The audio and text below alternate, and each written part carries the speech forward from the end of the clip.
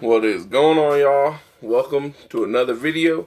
I know it's been a while. As many of you know who follow me on my other socials, I've been really focused on my weight loss journey the past week or so, and haven't really had too much time to put a YouTube together. But today's YouTube is going to be very simple, especially going to be about hip hop right now. A few different projects have dropped. I want to talk about some other things that are interesting. So let's get into it. First and foremost, how we all feeling about T Grizzly's new drop? I liked it for the most part. I'm not the biggest T Grizzly fan, but I do enjoy some of his music. I'd rate the album probably a solid 5 out of 10. You know, like I said, I'm not the biggest fan of T Grizzly. It was decent. I enjoyed it. Was there anything that really stuck out to me as different or interesting? No, but that's me. I know there's some stands out there who love T Grizzly and probably gonna be mad about what I said. But like I said, not bad for T Grizzly. Definitely, definitely not a bad album to listen to. I enjoyed it. So that's all I gotta say about T Grizzly. Next up on the list is Jermaine Cole is dropping. Friday the 14th, he will be dropping his new album. How are we feeling about this? I'm excited about this. J. Cole is definitely one of the best in the current state of hip-hop right now. There's not too many I place above him lyrically. I enjoy all his work. And he does that music where you don't got, it's not all that gangster shit and all that. It's just it's something to vibe to. He gives you stuff to think about. He's a good vibe. J. Cole's a good vibe, and I enjoy his music. I'm hyped for it. I listened to Interlude the other day and went in, and it was only like a minute and a half, 2 minutes, and it was solid. So I'm looking forward to this album. I can't wait for it to drop. I call him Jermaine because I watched this video where this dude was acting all gangster, and then somebody's like, J. Cole dropping a new album. He's like, who, Jermaine Cole? And he gets all, yeah, it's a funny video. But anyway, I'm looking forward to that. The 14th, oh yeah, in this video, I'm also going to shout out my brother Damien. Tomorrow's his birthday, May 13th. So this video will be posted here in a little bit. Happy birthday, little bro. You know what it is on the gang. It's your day. Enjoy it. Shout out to my cousin T-Roni. It's also his birthday tomorrow. Bro, hope you enjoy it. You know what I'm saying? Hey, got to give birthday shout outs when they come up, and it's people who close to me and I care about. So there's that. The next thing I want to talk about is Lil Durk. His whole OTF camp have been dropping nonstop. And they've featured a lot of King Von on their albums and stuff like that, and that's great. Somebody asked me if I felt like Lil Durk was trying to capitalize off Von's death. Because it's all anybody's talked about. And everybody's got their feelings on the situation, but someone asked me if I felt like Durk was trying to profit off of Von's death. That's a complex question. You know, do I think anybody who listens to Durk knows that Durk constantly puts out work? This isn't anything new for Durk, especially when it comes to like collabs and stuff like that. He does this type of shit all the time. When he's not doing his own mixtapes or albums, he's feature. He's on this, he's on that. He's promoting artists. That's how King Von got on, of course. Lil Durk, OTF. You know what I'm saying? But in a way, I think he is. But anytime somebody of Lil Durk's status loses somebody who's close to him, especially like a King Von who was building up to that status, and they were close. They're family. They're close. guarantee it's gonna boost album sales because everybody wants to hear what Lil Durk has to say. Everybody wants to hear what the OTF has to say. Everybody wants to hear what Quando Wando and 4KT or whatever they are. Hear what they gotta say. I'm not too big on them. Quando doesn't really, do nothing for me. NBA YoungBoy. I feel like if you listen to NBA YoungBoy, you chew on gravel. Just saying. But I listen to Lil Durk. I listen to King Von. I like their music. I've been a Durk fan for a long time. Ever since This Ain't What You Want. I actually heard that when it dropped in Chicago. I was in Chicago when that song actually dropped. So that was wild.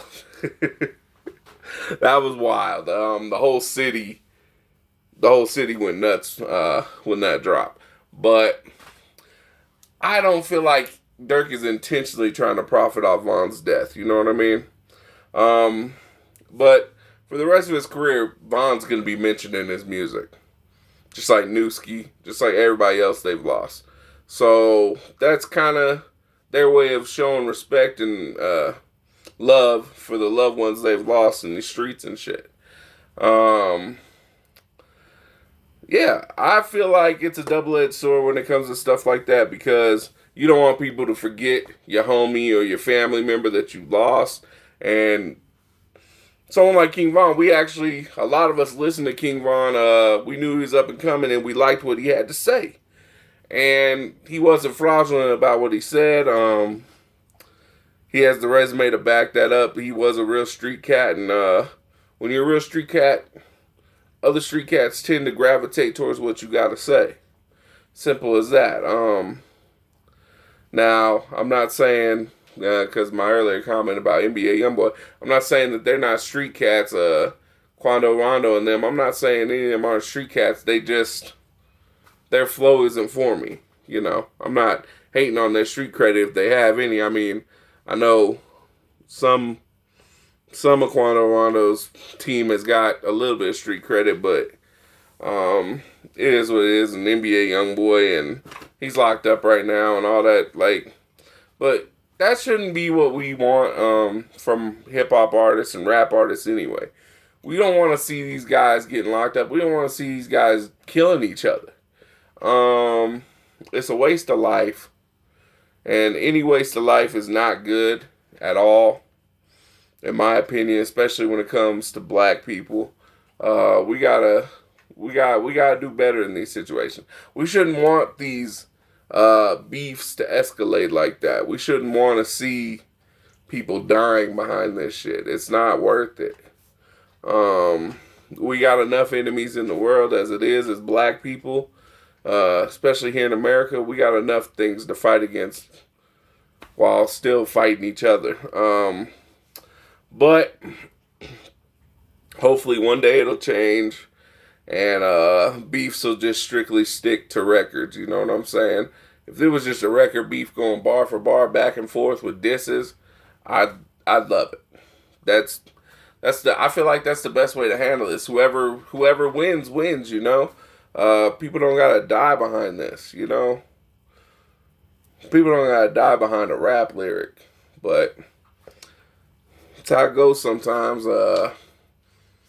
Just is what it is. It's part of the game. It's part of life. We all got to go sometime. But I just wish some of those aspects would change. Don't get me wrong. I enjoy what these guys rap about, but I enjoy it for a different reason. It's because I relate to a lot of stuff they say. Now, are they being 100% honest all the time? No, every artist is not 100% honest about their street credit or what they've done.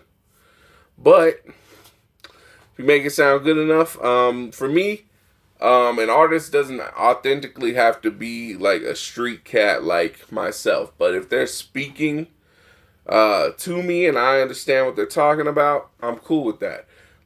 Just because you're a street cat don't mean you gotta stay a street cat, you know what I'm saying? You can just choose the studio and leave the streets alone. Nobody's gonna judge you, you're getting money. But it's more relatable when it comes from somebody who is a street person like you and really understands And you can really feel it when they say it. You know, there's a difference between telling a story and really living it. You know what I'm saying? And that's what it is for me. That's why when I talk about rap and hip hop, I always tell people all the time, I respect lyricism as much as the next person, but I don't always listen to rap or hip hop that's very lyrical. I prefer stuff that I can relate to. And the stuff that I can relate to sometimes doesn't always, those artists aren't always the most lyrical. Like everybody knows, I'm a Fredo Santana stan. I ride for Fredo Santana. R.I.P. You know what I'm saying? He's one of my favorite rappers. Real street cat, well respected. And he's gone now, as many of you know. R.I.P. Couldn't leave the syrup alone. It caught up with him and effectively ended his life. But he's not the most lyrical artist ever. He's not. But the way he came across, the way he carried himself, the way he talked, you could tell he was really from that struggle and he really understood it. And I respected him for that, and I liked what he had to say because I could relate to it. So that's where I am with a lot of the rap music I listen to, because if I can relate to it and it's authentic, I feel it more. But like I said, I like artists that can just tell a good story too. I do. I like a good lyricist. I got nothing wrong with it, but I like music more that I can relate to. And it feels more relatable when it comes from somebody that you can actually tell is actually from the struggle and understands for real. It's good for the entertainer rappers that want to play street. A lot of them have good music, but it doesn't feel authentic. And, you know, that's just me. That's me. But to cap all that off, all I'm saying is, once you start making it into music or whatever you're doing, try to leave the streets behind you. Don't get me wrong. I'm not saying leave the homies behind or nothing like that. Get you a good core group of homies. Make sure that they have a certain job or purpose. Because if your only purpose for bringing them fools is they're from the streets and they're shooters, if you're not using them as bodyguards, they're not like your road team or nothing, like give them another purpose aside from just being a goon. Because if you keep them at the level of being a goon, that's all they're going to be. And they're not going to be able to help you in situations where it doesn't call for somebody. You need to help them rise so you can rise. Now, don't get me wrong. It's good to keep one or two of them, like I said, at a security level that are gutter, that are shooters, that are going to protect you no matter what. But as long as they have a purpose, it won't just be on some... They'll literally just be protecting you because it's their job. Not because this is some street level shit and we need to deal with this fool. No. All our money is right here in the circle. Employ your homies. Get them out of the struggle so they start thinking different. So you can start thinking different. So you don't got to live your life looking over your shoulder like this. Because Quando Rondo, they just shot up one of his concerts. Dirk's concerts are getting shot up. Like, it's okay to have respect for the streets and understand the streets and talk to the streets. But once you reach a certain status, it's time to get out of the streets. You gotta leave the street shit behind you. Otherwise, you're never gonna prosper. And you'll spend the rest of your time just like you were in the hood, looking over your shoulder, tweaking on everything, thinking everybody's out to get you. Who wants to live their whole life like that? I know I don't. Of course, I'm not in the trenches like I used to be no more. I left my trenches behind 7 years ago and ain't been back. So I'm good on that aspect. I still miss it sometimes though, but that's just cause I ain't got no sense, you know. But that's all I got for y'all today. Hope you have a good day, good week, good year, and I will see you in the next one.